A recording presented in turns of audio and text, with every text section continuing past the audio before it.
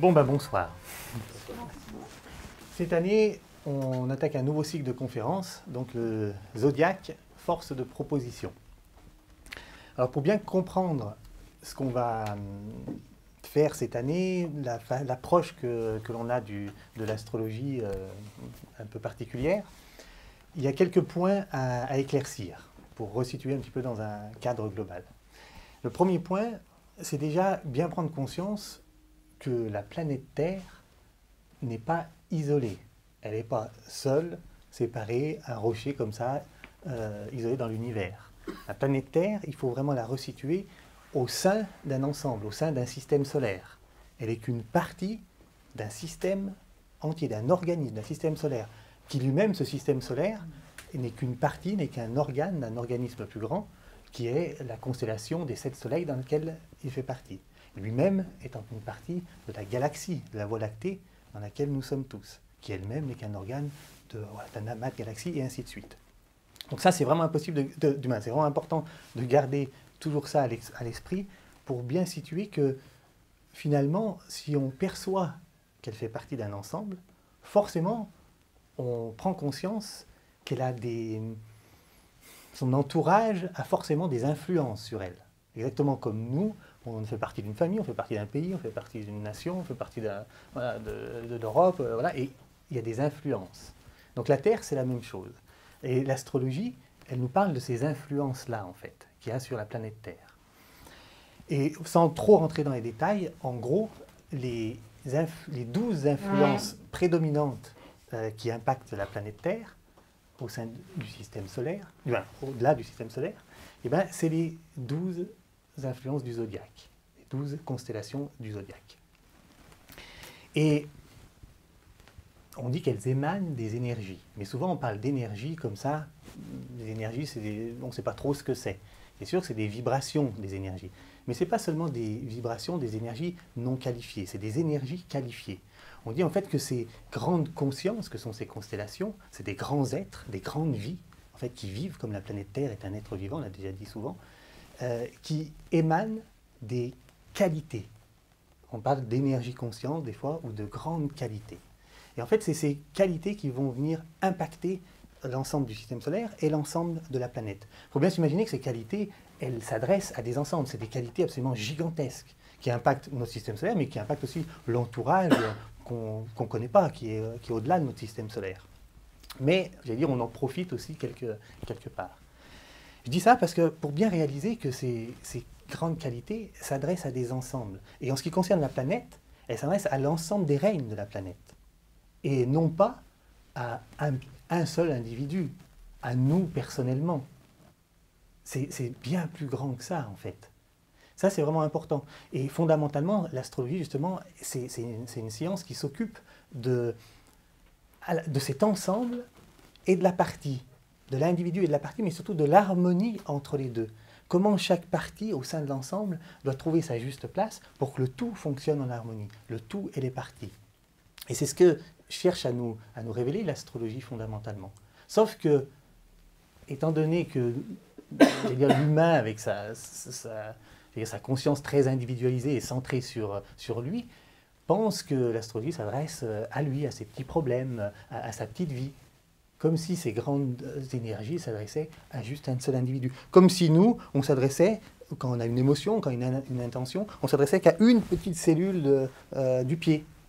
C'est inconcevable, ça. Ça rayonne quand on a une intention, quand on a une énergie, quand on a une émotion, une qualité, n'importe. Ça rayonne à l'ensemble de l'organisme. C'est la même chose, en fait. Ces énergies, elles s'adressent qu'à des ensembles et pas qu'à des individus. En fait, l'astrologie actuelle, souvent de comptoir, en général, on peut dire que c'est une pseudo-astrologie qui s'occupe des intérêts de la personnalité, avec 4 thèmes de prédilection: le sexe, l'argent, le travail et la santé. Et puis, voilà, comme si ces grandes influences s'intéressaient à nos petits... et devaient servir finalement nos petits désidérata par rapport à ces 4 choses. Donc, si vous êtes venu ce soir pour apprendre quand est-ce que vous allez rencontrer l'amour de votre vie, vous risquez d'être un petit peu déçu. À moins qu'on parle d'un autre amour, là, peut-être. Mais voilà, donc c'est pour resituer qu'il s'agit vraiment de quelque chose qui correspond à quelque chose de beaucoup plus grand que ça. D'ailleurs, de ce point de vue-là, ces propositions, ces qualités, donc force du zodiaque, les zodiaques force de proposition, ces qualités vont être des propositions pour avancer, pour évoluer sur la planète. Et donc ces propositions, donc ces qualités sont des propositions d'évolution, donc pour répondre à des problèmes. Et il faut bien réaliser qu'il n'y a pas de problème individuel, strictement individuel. Il n'y a que des problèmes collectifs sur la planète. Trouvez-moi un seul problème que vous avez que quelqu'un d'autre n'a pas. Ça n'existe pas. On se rend pas compte, nous on est centré sur nous, on croit que nos petits trucs, c'est nous qui les vivons, on est seuls chez nous, on est les pauvres. Mais non, tous les problèmes qu'on vit, des problèmes fondamentaux. On a peut-être des façons de les vivre ou des symptômes très différents, mais quand on remonte à la source du problème, on a tous des mêmes problèmes. Et c'est pour ça que ces propositions s'adressent à quelque chose de collectif. Et d'ailleurs, c'est intéressant de voir comment les problèmes se créent sur la planète. Ils se créent justement quelque part par l'intermédiaire de l'humain. Parce que l'humain, en fait, il va, interpréter très inconsciemment, hein, mais il va interpréter ces forces qu'il traverse, qui émanent, qui impactent l'ensemble de la planète, donc qui sont des forces de proposition fondamentalement, qui sont des qualités, mais il va les interpréter tellement individuellement, tellement centrés sur lui, qu'il va les transformer en problèmes. Ces qualités, il va les transformer en défauts. Si je vous fais un schéma, c'est comme si, une sorte d'entonnoir, il y a les qualités, donc proposition, qui arrivent, et l'humain, en conscience très personnelle, parce qu'actuellement on est beaucoup dans une conscience très individuelle, eh ben, il va les capter et puis les transformer, les déformer. C'est comme un prisme, un peu, qui va déformer ces vibrations et ça va en faire des défauts. Des défauts ou des problèmes. Par exemple, prenons la qualité d'amour qu'on cite souvent, parce qu'on va aussi traiter un peu ça. Eh ben, c'est une qualité fondamentalement énorme. On ne peut pas savoir fondamentalement ce qu'elle est, c'est gigantesque. On peut en avoir une appréciation le plus élevée possible, mais quand c'est interprété très individuellement, l'amour, il se transforme en ce qu'on connaît tous, le sentiment personnel qu'on peut avoir les uns avec les autres, mais qui est loin, qui est une déformation d'un amour unité gigantesque, énorme, et souvent inconditionnel. Là, ça peut donner complètement le côté sentimentalisme. Mais ça peut donner aussi tout l'amour attachement, tout l'attachement, l'amour dominateur, ça peut donner plein de types comme ça de déformations, jusqu'à la sexualité complètement débridée, ou non maîtrisée, malsaine. Donc voilà, bon, je ne les écris pas pour pas... Mais voilà, ça donne un petit peu ces déformations qui sont des interprétations erronées de ces qualités.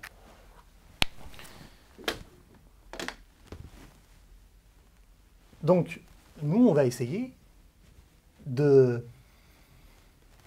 plutôt qu'être des prismes déformants de ces qualités, de comprendre, de travailler, d'essayer de sentir sur des qualités qui se proposent de chaque signe et de les interpréter et puis les vivre du coup le plus impersonnellement, plus globalement. C'est d'en comprendre, pas juste ressentir comme ça, c'est de comprendre fondamentalement de quoi ça traite pour être non plus des prismes déformants, mais des lentilles qui reflètent ces qualités-là et qui puissent les vivre, les rayonner justement au quotidien, dans notre vie. Donc c'est un peu le but de cette façon de voir en tout cas l'astrologie. Alors vous pouvez me demander, ok, mais là tu nous parles de 12 signes, pourquoi dans la conférence là on n'en traite que 5 signes cette année? Eh bien, parce que déjà il y a 5 conférences, donc je ne vais pas faire 12 signes en 5 conférences, mais au-delà de ça, il faut comprendre un autre aspect de l'astrologie, c'est que ces 12 signes, en fait, ils peuvent se regrouper, se classifier de différentes façons. Alors, on va faire un tableau. Ils peuvent se regrouper par saison. C'est-à-dire que si on classe les 12 signes, là, donc, normalement on appelle ça la roue du zodiaque, mais là on les a placés en carré, parce qu'on peut les placer en fait en fonction des saisons, c'est-à-dire qu'il y a les 3 premiers signes de l'année qui correspondent à l'hiver, les 3 signes d'après au printemps, Cancer, Lion, Vierge à l'été et Balance, Scorpion, Sagittaire à l'automne. Donc on pourrait travailler comme ça, les regrouper, puis travailler sur que signifient fondamentalement ces trois, quelles propositions, quelles qualités ces trois signes-là, et travailler comme ça par groupe de trois. Et puis on peut aussi les classifier par éléments, c'est-à-dire qu'il y a les signes de feu, Lion, Bélier, Sagittaire, et les signes de terre, Capricorne, Taureau, Vierge, les signes d'air, Verseau, Gémeaux, Balance, et les signes d'eau, Poisson, Cancer, Scorpion. Et on pourrait aussi faire un travail spécifique sur que représentent fondamentalement ces qualités de feu, psychologiquement, philosophiquement, voilà, à quoi ça pourrait correspondre. On pourrait travailler de cette manière-là. C'est très intéressant, hein, d'ailleurs on le fait dans d'autres cas, dans les ateliers ou autres. Mais, voilà. Et puis, on peut aussi travailler sur ce qu'on appelle les classer par croix. Et en fait, il y a trois croix, en fait. On appelle la croix cardinale, qui sont les signes de début de saison. Regardez, si on voit un début de saison, là on a le Capricorne, le Bélier, le Cancer et la Balance, ce qui forme une croix qu'on appelle la croix cardinale.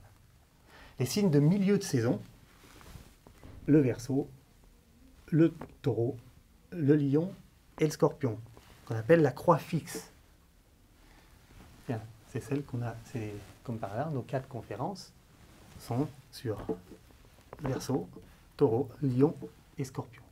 Donc on a choisi de travailler sur les signes de milieu de saison à la croix fixe. Et puis on a la croix mutable qui sont les signes de fin de saison, donc avec le Poisson, le Gémeaux, la Vierge et le Sagittaire. Donc c'est bien pour ça qu'on a travaillé, c'est parce qu'on a regroupé et on a travaillé donc, ce qu'on appelle sur les signes de milieu de saison, cette croix fixe. À quoi ça correspond ces croix?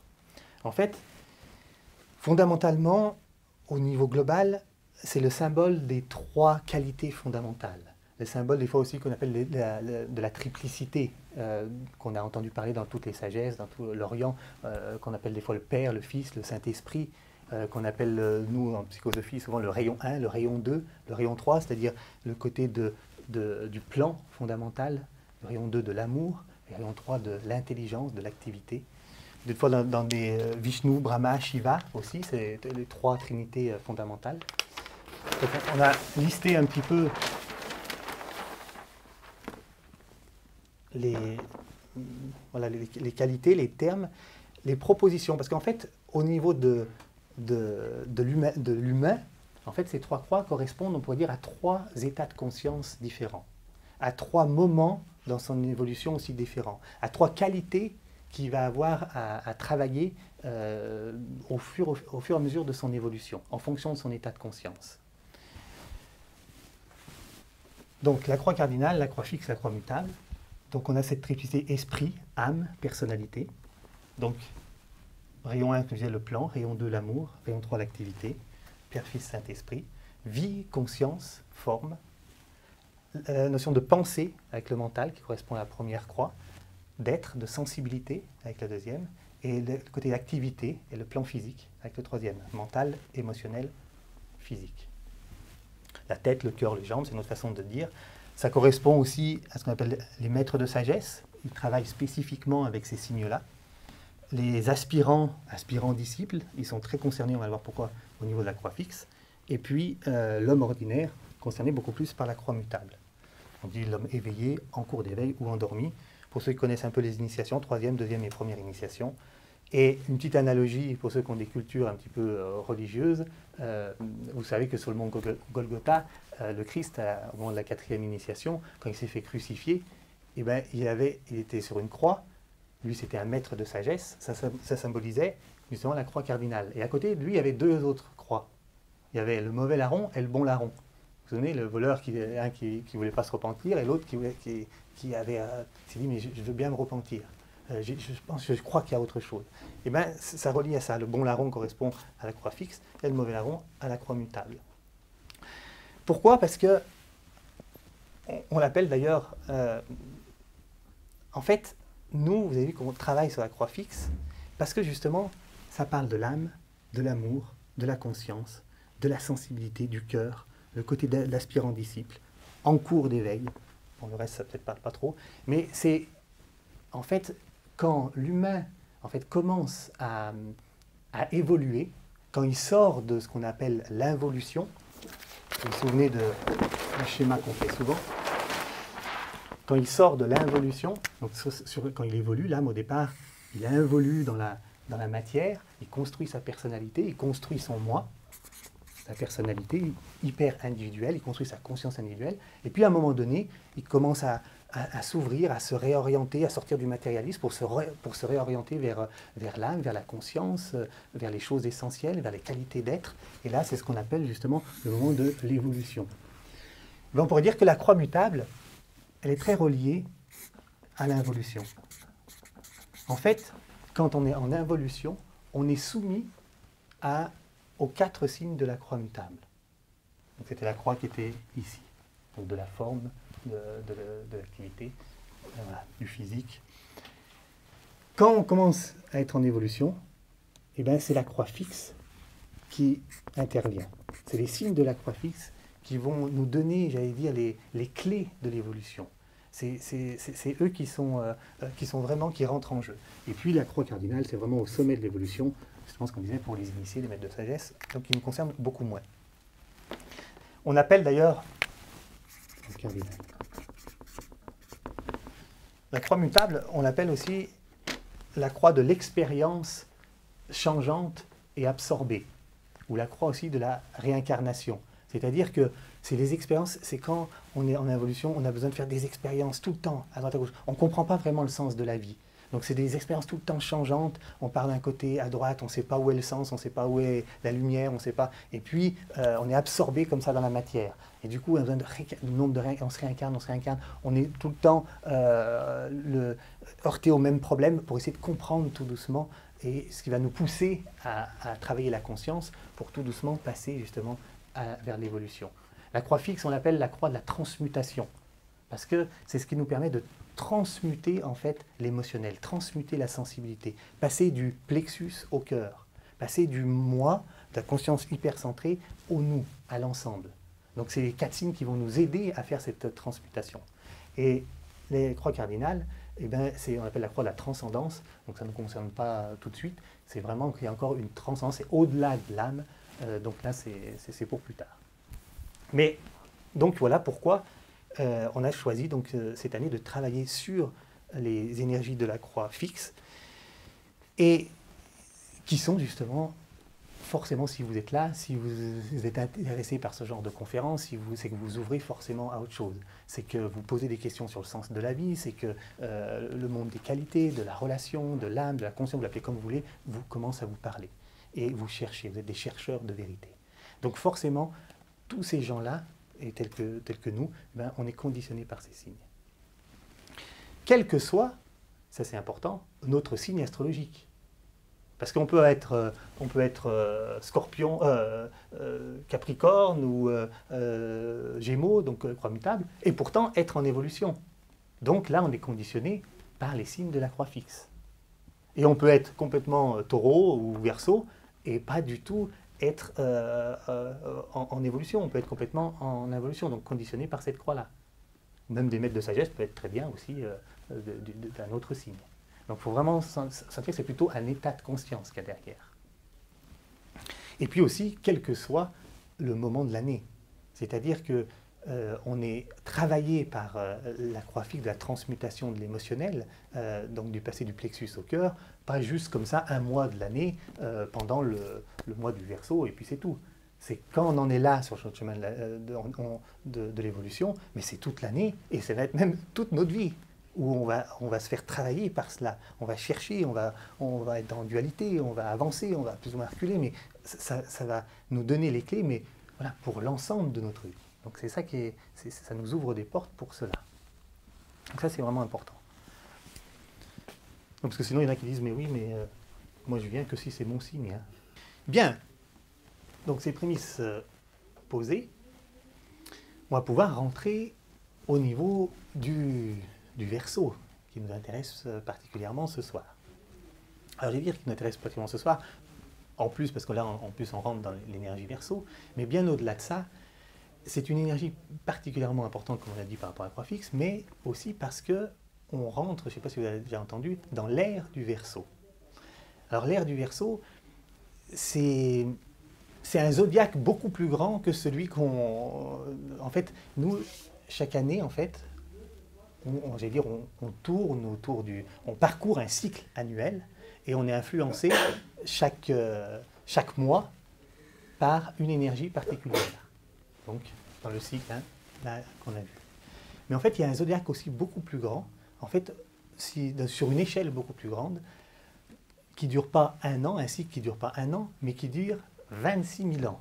Il y a aussi un parcours qui se fait de l'ensemble de la planète, de l'ensemble de l'humanité, sur un cycle beaucoup plus grand. Et si on fait 26 000 ans divisé par 12, eh bien, ça fait à peu près 2160 ans.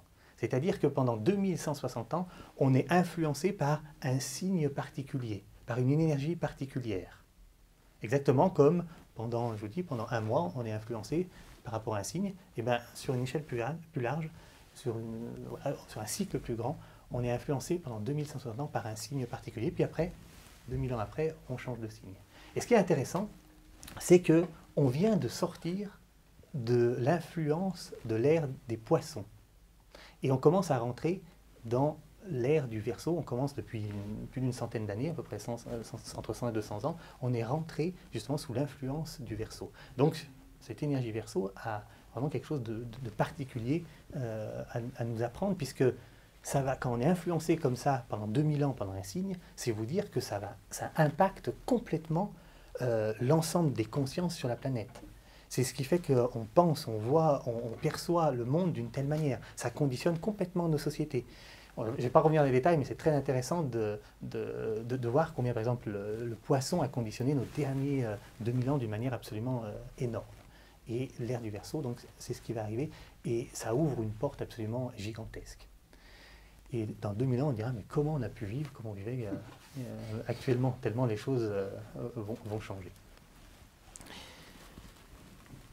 Donc, important pour cela.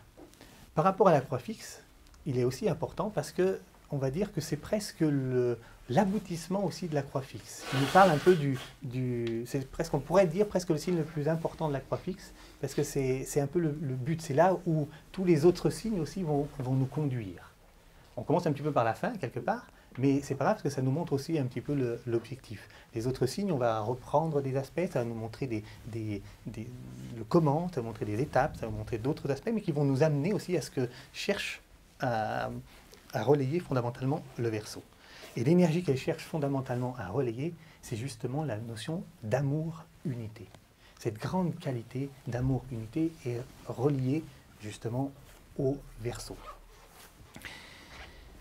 Et comme la croix fixe, je vous le disais, est très reliée à l'être, à l'âme, à la conscience, à la sensibilité, au vécu, au cœur, et bien la proposition, ça va être de vivre la notion d'unité, la notion d'amour fondamentalement. On pourrait résumer la proposition du Verseau dans ce sens-là. Mais bon, une fois qu'on a ça, on est bien avancé. Vivre l'unité complètement, voilà. On va essayer de détailler un petit peu ça. Et ce qui est intéressant, c'est que cette unité dont je vous parle, elle est aussi visible dans le symbole du Verseau. Le symbole du Verseau, c'est une vague de lignes comme ça, parallèles, et une qui peut symboliser la notion d'esprit en haut, et l'autre de matière, ou d'âme et forme.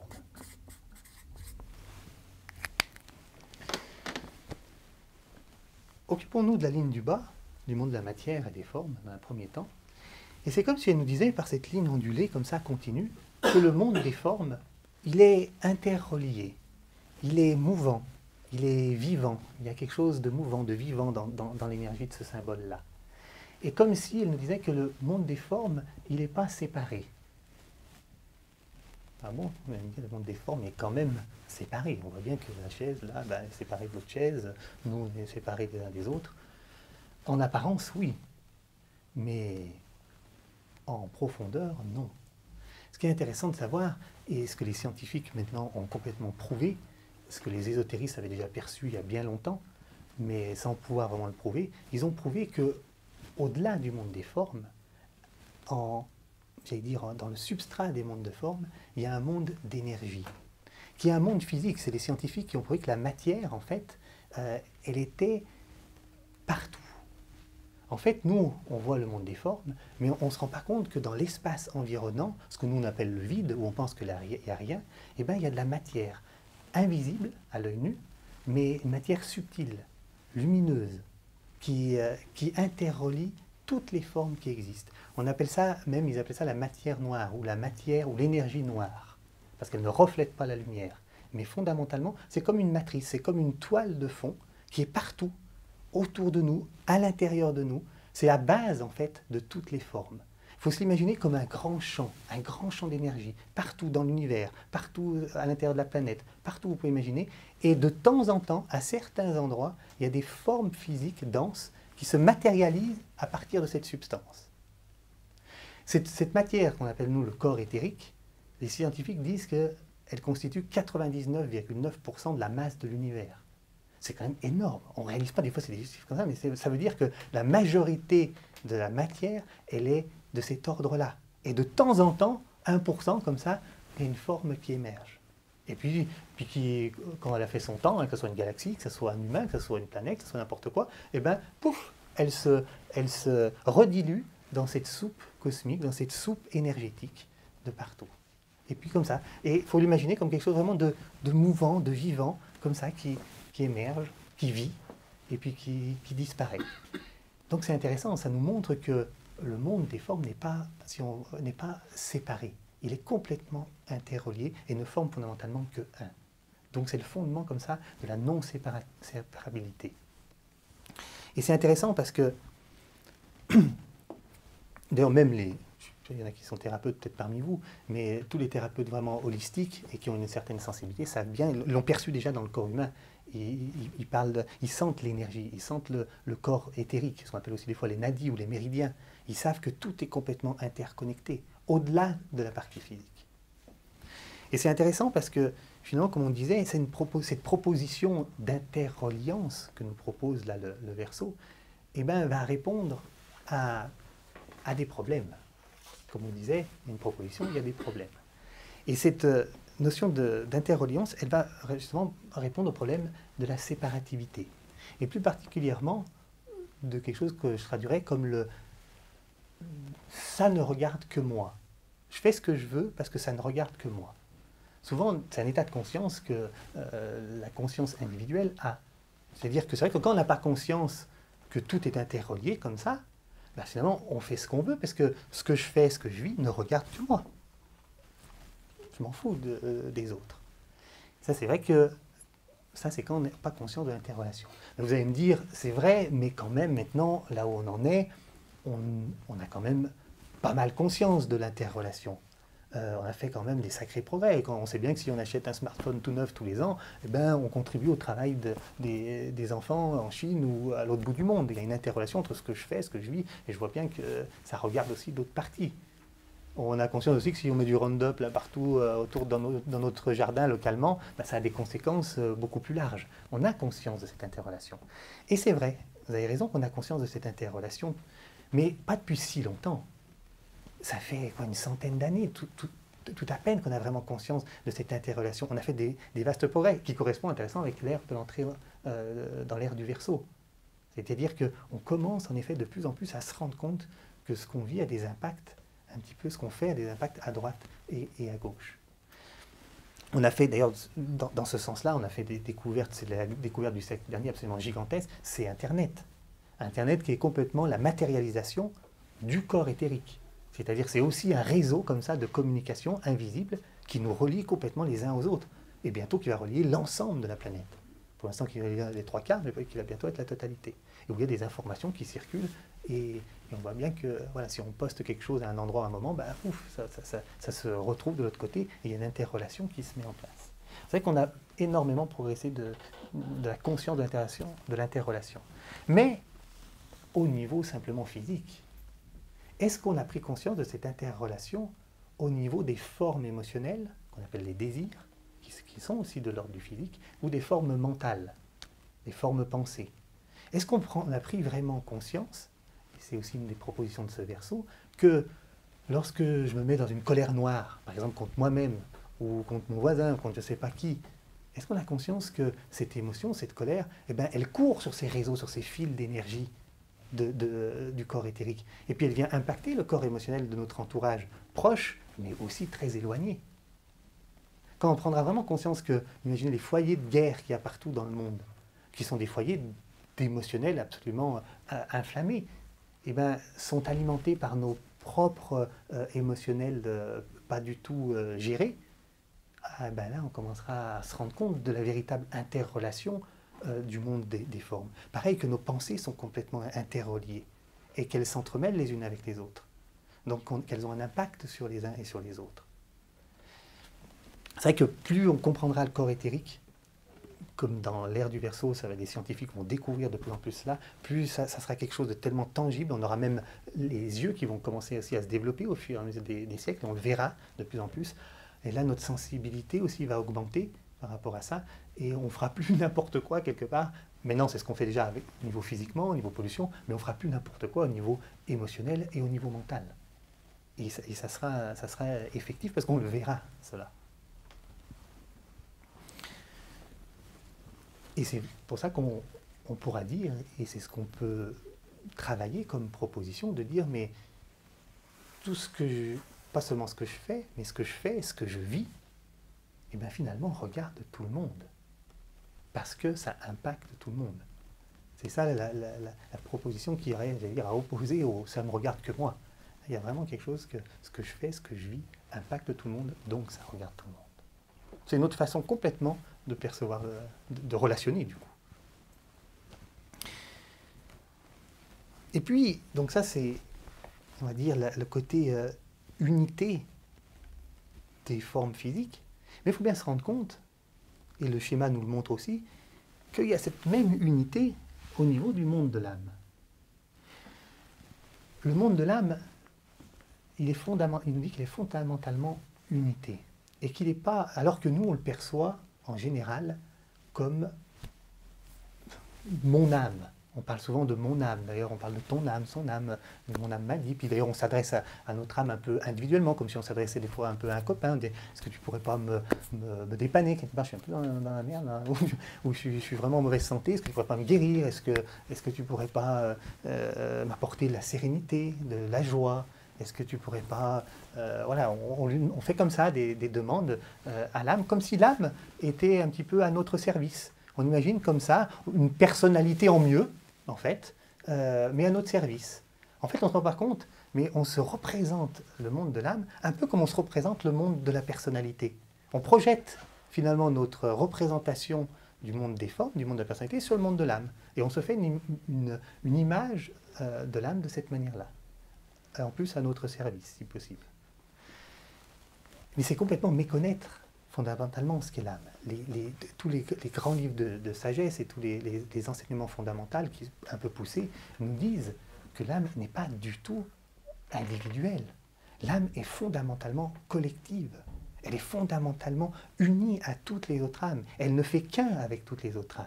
Elle est reliée, que ce soit aux âmes humaines, aux âmes des autres règnes, à l'âme planétaire. Il faut s'imaginer cette interconnexion, cette vie globale.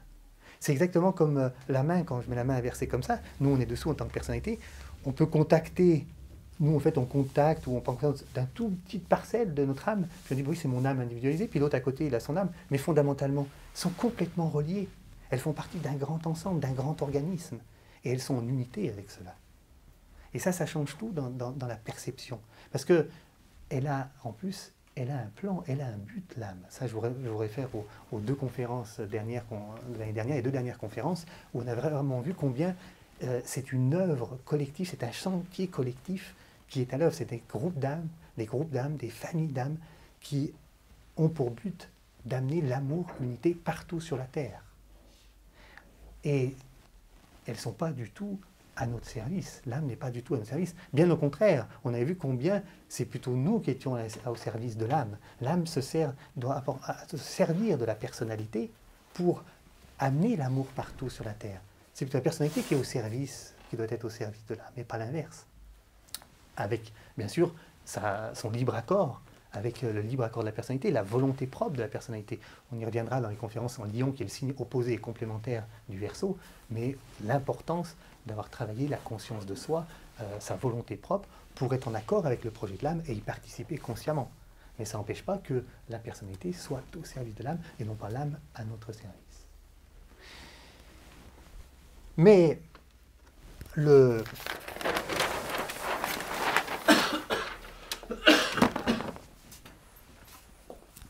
pas même, mais je veux dire,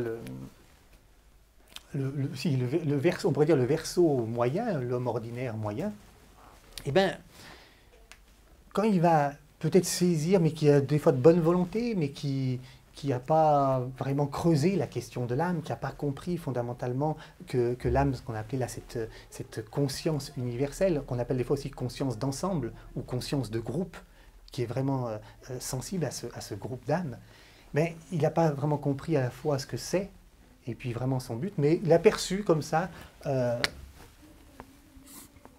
va dire, je refais un peu l'entonnoir là, donc il y a la proposition d'amour unité, quel monde de l'âme, et puis un peu décliné un peu plus bas qu'on appelle aussi du coup conscience de groupe. Et bien voilà, l'homme moyen, il va percevoir, il va entendre, il va percevoir, il va sentir, oui, groupe, ça va résonner groupe, ah oui, donc groupe, et qu'est-ce qu'il va faire? Eh bien il va se précipiter, c'est faire des groupes. Faire des groupes, participer à des groupes. Ah, le Verseau, il adore faire des groupes, il adore participer à des groupes, il adore être avec des gens, faire des groupes. Et c'est vrai que, en plus, on s'y sent bien, c'est souvent notre deuxième famille. Moi, les groupes, vraiment, ça m'apporte plein de choses. Mais avec quel motif? Mais souvent, le motif, finalement, il reste très individuel, très personnel. Ça me permet de progresser, n'importe quel groupe, ça me permet de progresser individuellement, ça me permet de m'encourager. Des fois, il y a des groupes d'étudiants qui se mettent aussi ensemble. En fait, ça permet à chaque partie de progresser. C'est bien, dans la construction individuelle, dans la construction de la personnalité, c'est absolument essentiel. Et c'est génial pour ça. Donc ça permet aussi de se faire des amis, ça permet de ne pas être seul, ça permet... Voilà. Les groupes comme ça nous servent, mais elles servent beaucoup plus l'individu que vraiment le groupe.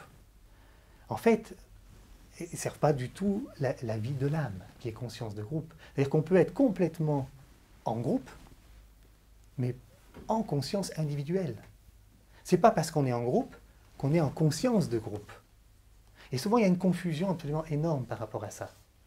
On dit que souvent, le Verseau, il y a un côté superficiel, parce qu'en surface, ça semble être du groupe, mais en profondeur, ce n'est pas fondamentalement de l'essence de groupe. On confond un petit peu le fond et la forme. Donc ça, c'est assez subtil, mais c'est intéressant, parce que souvent, on peut s'illusionner parce qu'on fait des groupes. Alors, bon, quand on est en conscience individuelle, il n'y a pas de problème avec ça, mais quand on est des fois en recherche d'autre chose, on a déjà perçu que l'âme parlait de groupe et que c'était ça qui était important, ben, du coup, on fait des groupes et on a l'impression, justement, d'être âme. Mais tant qu'on le fait en conscience individuelle, et plus pour se servir soi, avec des intérêts des fois bien cachés, mais individuels, mais ça reste en conscience individuelle. Et on n'est pas en conscience de groupe. Donc c'est intéressant de faire cette différence-là. En fait, on peut être très bien seul, chez soi, on peut être très bien en dehors d'un groupe formel et être en conscience de groupe.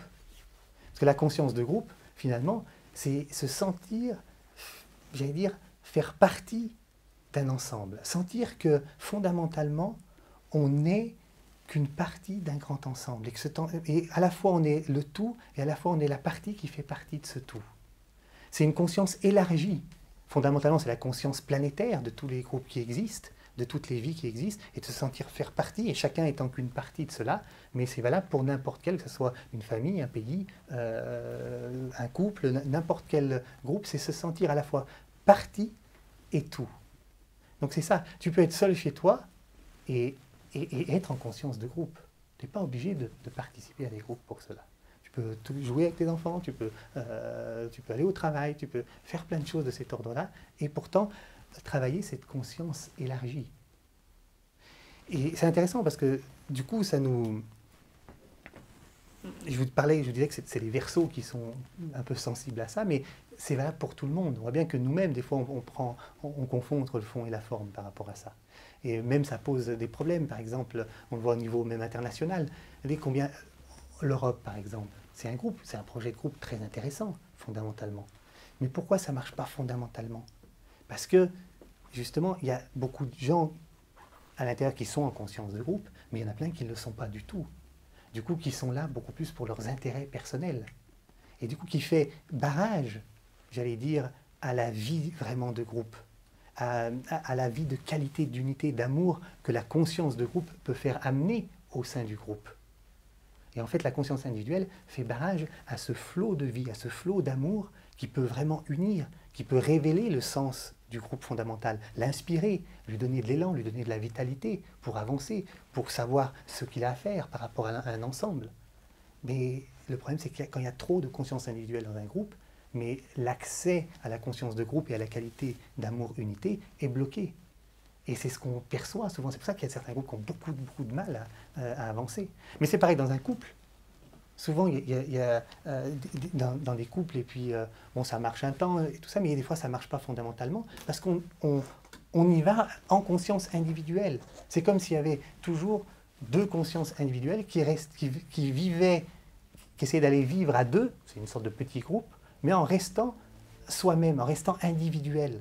Comme s'ils se servaient du couple pour soi. Ça marche un temps, mais au fond, ça ne marche pas. Ça repousse même. À un moment donné, c'est arrêter de faire libre barrage à l'énergie du couple. C'est se donner un peu plus, justement, à cette conscience du couple. C'est pas vivre en couple, c'est avoir une vie de couple quelque part. Et sentir qu'on est chacun deux parties complémentaires d'un même organisme, d'une même entité qui cherche à s'exprimer à travers nous.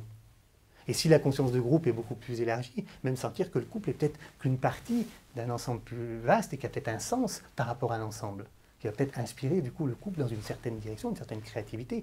Et c'est ce qui fait le ciment, ce qui fait l'amour, qui fait que le couple peut être uni, fondamentalement. Mais souvent, on reste en conscience individuelle. Et du coup, la force qui doit affluer d'unité à travers le couple, le groupe et chacune des parties ne peut pas passer. Donc ça, c'est intéressant de bien voir les problèmes que ça pose. Mais plus on aura justement cette conscience de groupe développée, plus on va dire des nouveaux groupes, on va y revenir, vont pouvoir se créer.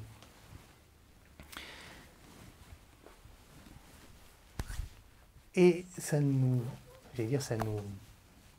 propose, ou on peut du coup s'entraîner presque au quotidien, à chacune de nos activités, de se dire, mais en quelle conscience il y a derrière ce que je fais? Parce que ce n'est pas tant la forme qui va déterminer l'état de conscience. Comme je dis, ce n'est pas parce qu'on est en groupe qu'on est en conscience de groupe, c'est plutôt notre état de conscience dans lequel on est qui va être important. Donc, tiens, si je fais mes courses, c'est une forme, mais je l'habite de quel état de conscience? Est-ce que je suis là, centré sur moi, et que sur moi mes problèmes?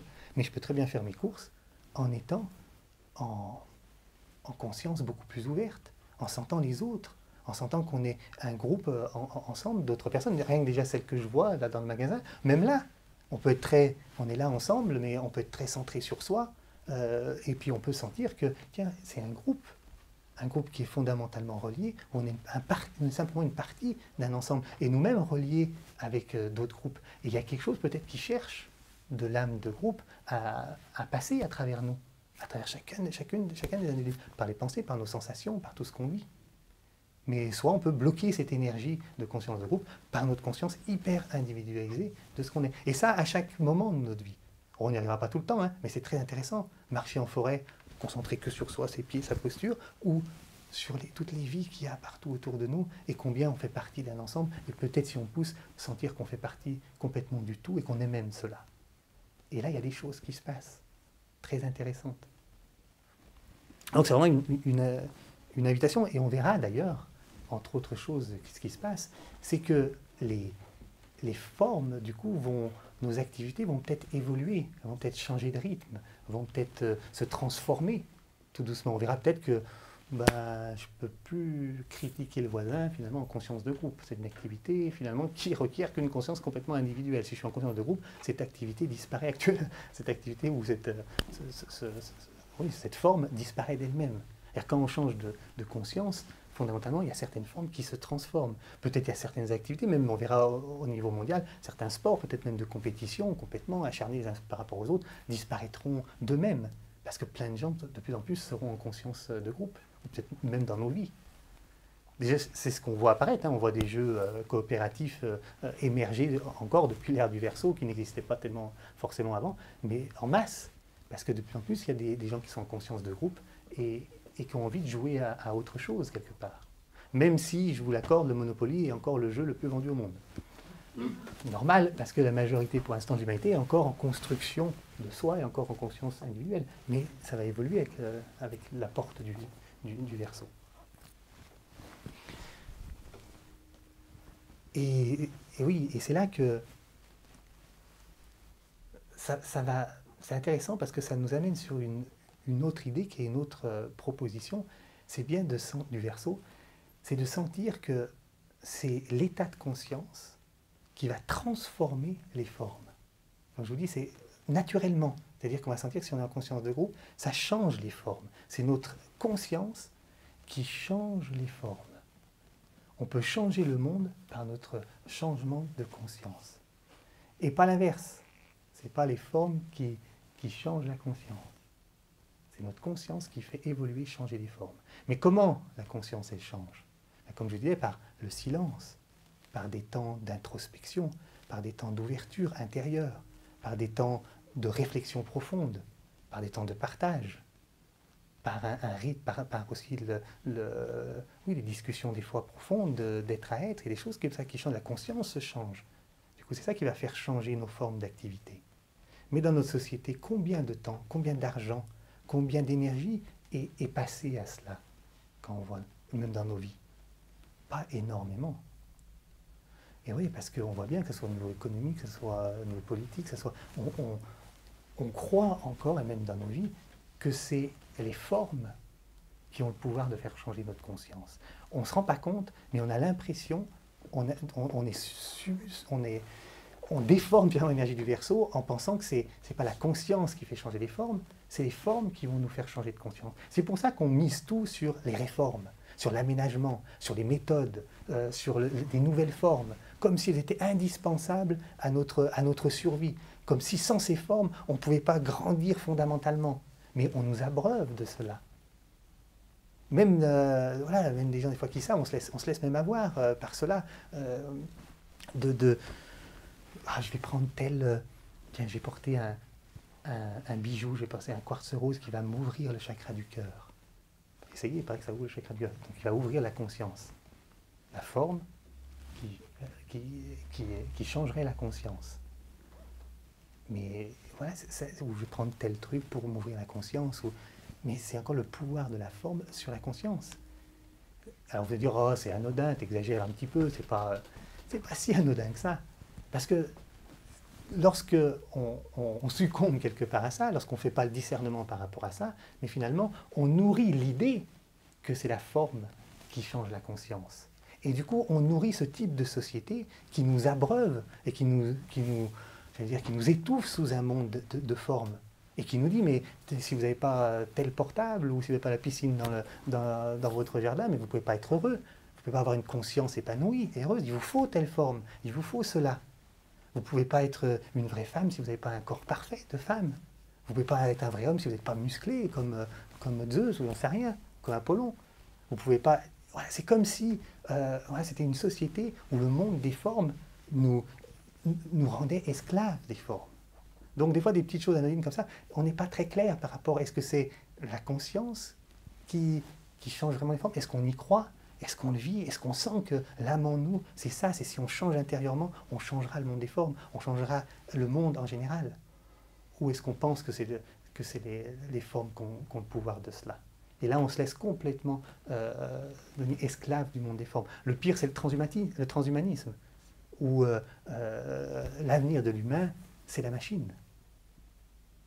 C'est l'aboutissement à l'extrême de cette forme de pensée-là.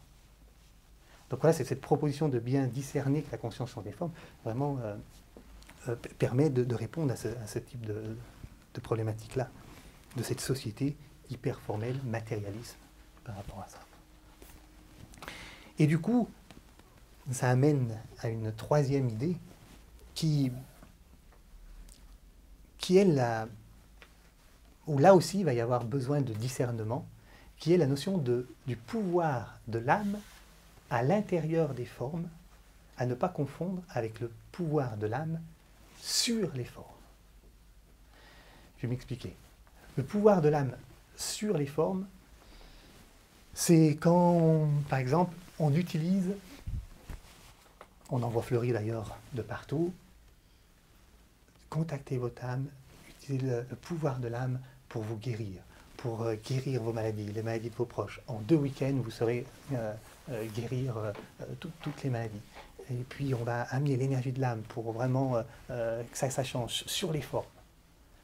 Ce qu'on appelle les apprentis sorciers. Et c'est croire, justement, j'allais dire, c'est mésuser le pouvoir de l'âme, le fonctionnement fondamental de l'âme. Alors, pareil, vous allez me dire, mais si ça marche, si ça guérit, ben, tant mieux, c'est bien. Oui, mais ce qu'on ne voit pas, c'est que souvent, ça s'est teinté, encore une fois, de conscience individuelle. Derrière, il y a le mirage de sauver, d'être un sauveur, de celui qui va guérir, de celui qui a des pouvoirs surnaturels, qui va arriver, le mirage comme ça du Tout-Puissant, quelque part. Et notamment aussi du contrôle de l'autre. Parce que qu'est-ce qu'on fait en faisant ça? On rend l'autre dépendant. On lui vole aussi presque son libre arbitre. Des fois, on peut, parce que ça marche, hein, mais on lui enlève des fois les problèmes ou les maladies qui sont peut-être pour lui une occasion de grandir, une occasion d'avancer, d'évoluer en conscience. Et des fois, on lui vole sa problématique par rapport à ça. Et ça, c'est le contraire de ce que veut l'âme. Au contraire, des fois, l'âme a mis des années et des années pour construire quelque part une résistance à une telle maladie pour que la personne s'ouvre à autre chose. Et puis là, tu as quelqu'un, un petit sorcier, apprenti sorcier, qui dit « Allez, j'enlève ça ». Ah merde, ça fait 15 ans qu'elle allait enfin comprendre qu'il fallait qu'il avance grâce à sa maladie, et l'autre qui lui enlève. C'est un retard même dans l'évolution de l'âme. Et surtout, en plus, ça rend dépendant. Ça rend dépendant les gens, parce que, oh, bah oui, il m'a guéri, il y a un côté comme ça. C'est ce qu'on appelle le sentier de la main gauche, qui, à terme, on dit, amène à la magie noire. Mais bien loin, parce qu'au départ, c'est un peu des expérimentations, on essaye, on découvre un peu l'âme, on ne comprend pas bien, donc c'est loin d'être de la magie noire, mais ce qu'on appelle le sentier de la main gauche, ou à terme, justement, la magie noire qui fait qu'on rend les autres dépendants de nous et à notre service. Dark Vador, quelque part, mais ça c'est très loin, mais il y a un côté comme ça de toute puissance et d'imposition de notre volonté sur les autres. Un peu ce côté-là. La magie blanche, c'est complètement autre chose. Le pouvoir de l'âme, non pas sur les formes, mais le pouvoir de l'âme à l'intérieur des formes. Et qu'est-ce qu'il y a à l'intérieur des formes? Ben, il y a l'âme de l'autre. C'est-à-dire que la magie blanche, c'est l'art du contact d'âme à âme. L'art du contact subtil, du toucher subtil, de la rencontre, de la reconnaissance d'âme à âme, donc à l'intérieur des formes. Et c'est un pouvoir à la fois de vitaliser l'âme de l'autre par la reconnaissance de l'âme de l'autre. Et c'est comme une lumière que, par reconnaissance, c'est une lumière qui s'allume à l'intérieur de l'âme de l'autre et qui lui permet de lui-même de sortir de ses problèmes, lui-même de comprendre ce qu'il a à faire, lui-même de se libérer de ses propres chaînes. Et ce n'est pas nous qui allons libérer les propres chaînes des autres. C'est la personne, c'est grâce à ce contact qui développe une lumière qui lui révèle à lui-même le sens de la vie, ce qu'il a à faire, où il doit aller, quel est son rôle par rapport à l'ensemble, mais jamais le faire pour l'autre. Et ça, c'est très difficile. Et pourtant, dans l'ère du Verseau, on va être dans un choix crucial par rapport à ça. Et c'est tellement plus facile de prendre le chemin de la main gauche. Pourquoi? Parce que c'est tentant. Le chemin de la main gauche, tu as des résultats rapides, donc rapides, tu as des remerciements, donc de la reconnaissance très rapidement, il m'a guéri, il m'a fait ça. Et puis, oui, c'est surtout ça, c'est surtout rapide et efficace quelque part. Mais le chemin de la main droite, de la magie blanche, le contact d'âme à âme, c'est beaucoup plus lent. Tu n'as des fois même pas de remerciement, parce que tu dis, attends, tu pourrais m'aider quand même, mais je t'aide, mais autrement. t'aide à réaliser toi-même qui tu es. C'est ce que font les maîtres de sagesse avec nous. En fait, ils nous disent, ils nous laissent complètement notre libre arbitre. Ils stimulent simplement l'âme, la conscience fondamentale à l'intérieur afin qu'on trouve nos propres chemins. Et nous, on peut par l'éducation, par l'entraide, on peut s'entraider à méditer, on peut s'entraider à contacter l'âme ensemble. Là oui, mais chacun doit après avancer par lui-même. Les grands êtres nous montrent simplement par où ils sont passés, et puis ils nous laissent le choix, le libre arbitre de choisir où passer par là. Donc ça, c'est aussi la troisième idée fondamentale dans l'ère du Verseau, à laquelle chaque individu doit se positionner et doit faire un choix très clair par rapport à ça. Parce que ça conditionne énormément les relations. Et le dernier qui est qui synthétise en même temps, qui est la note clé vraiment du Verseau, c'est la note du service.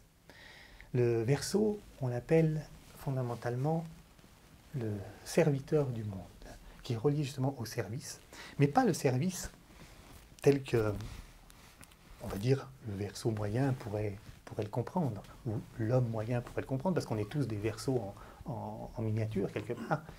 C'est pas le service de dépanner, rendre service, faire plaisir. Ça, c'est encore une fois, si on mettait service ici, déformé, ça donne rendre service. Parce que rendre service, c'est passer par la conscience complètement individuelle.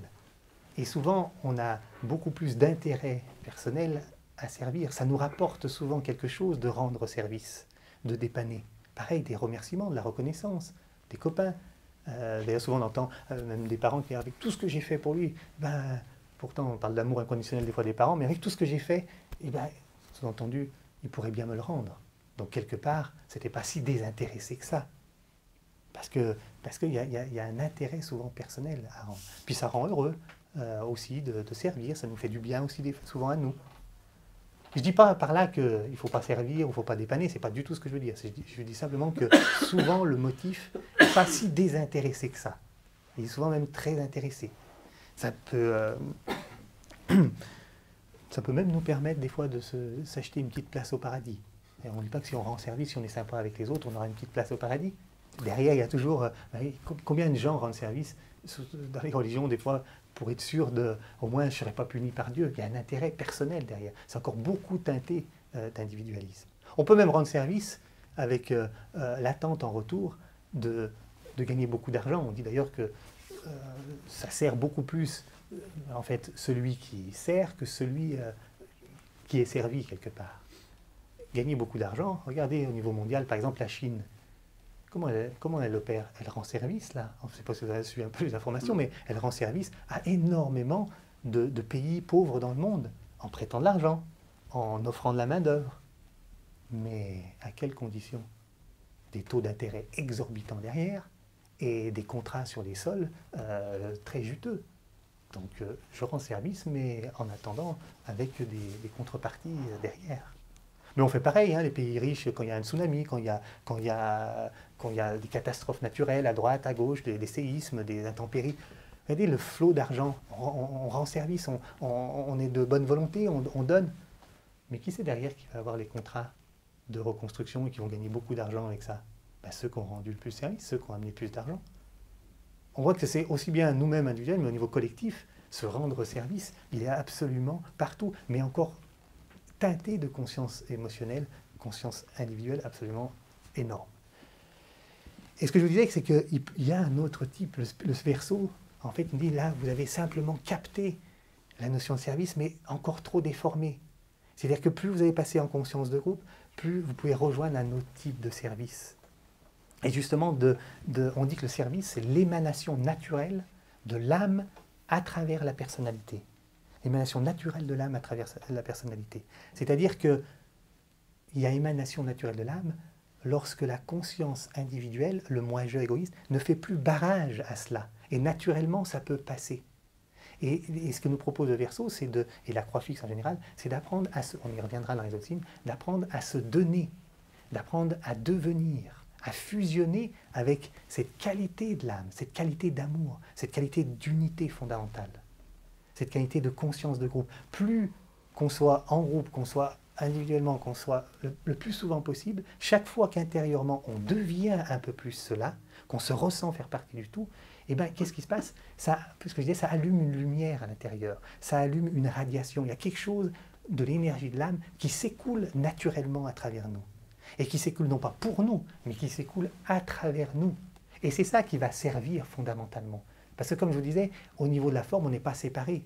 Toutes ces ondes de lumière, de conscience, d'ensemble, c'est ce qui est vécu intérieurement, circulent sur le réseau et courent le long de ces lignes énergétiques qu'on a vues qui sont interreliées.